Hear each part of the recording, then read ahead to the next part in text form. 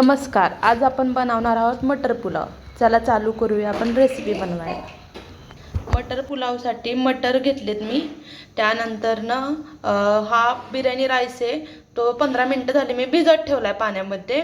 आणि ही खोबरं, लसूण, आलं, मिरची आणि कोथिंबीर ह्याची बारीक पेस्ट करून घेतली आहे. हे चवीनुसार मीठ घेतलंय. आणि इकडे तेजपत्ता आणि जिरे घेतले फोडणीसाठी.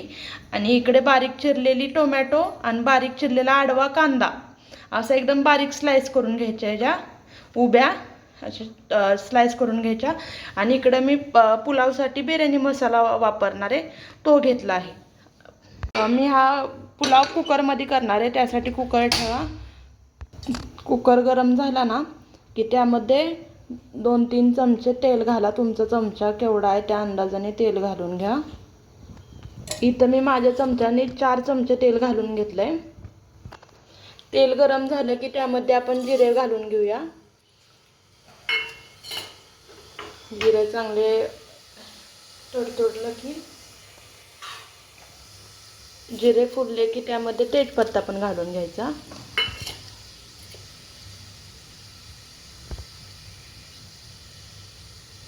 मध्ये कांदा घालून घ्या.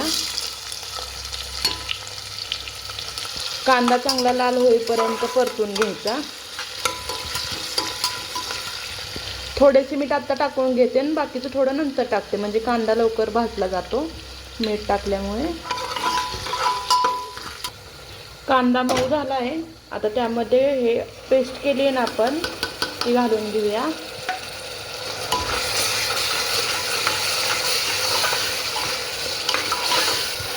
पेस्ट चांगली आपल्याला परतून घ्यायची आहे.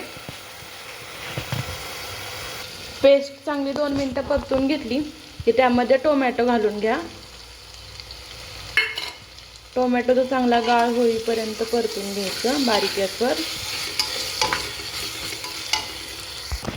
असा पूर्ण गाळ झाला ना मग त्यामध्ये मसाला घालून घ्या. बिर्याणी मसाला हा मी 2 चमचे घेतला आहे. तुम्हाला तिखट कसा पाहिजे तसं तुम्ही ॲड करा अजून.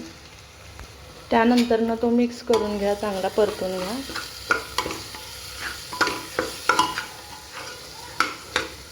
त्यानंतर त्यामध्ये वाटाणे घालून घ्या. वाटाणे चांगले परतून घ्या. चांगले असे मसाले परतून घ्यायचे. मला आता एका हाताने हे करा येत नाही आहे, एका हातात कॅमेरा धरलाय, एका हाताने हलवते, त्यामुळे व्यवस्थित येत नाही आहे मला, समजून घ्या.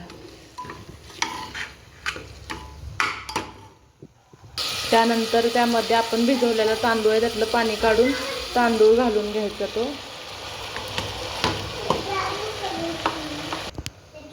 मग भात पण मिक्स करून घ्यायचं सगळ्या ह्याच्यात. एका हाताने कॅमेरा धरून ते व्यवस्थित जमत नाही आहे.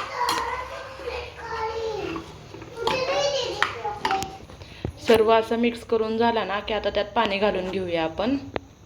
2 ग्लास, आता मी हे 2 ग्लास भरून तांदूळ घेतलेले. आता हे 2 ग्लास भरूनच पाणी घालणार आहे.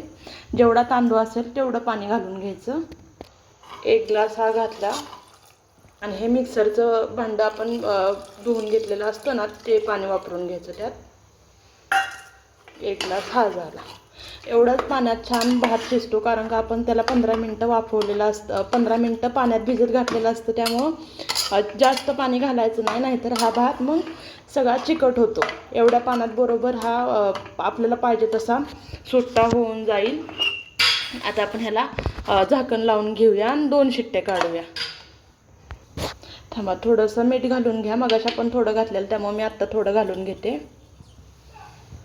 आता आपण झाकण लावूया आणि बारीक फ्लेमवर 2 शिट्ट्या करून घेऊया. चला बघू आता 2 शिट्ट्या झाल्यानंतर दाखवते तुम्हाला भात कसं झाला आहे ते.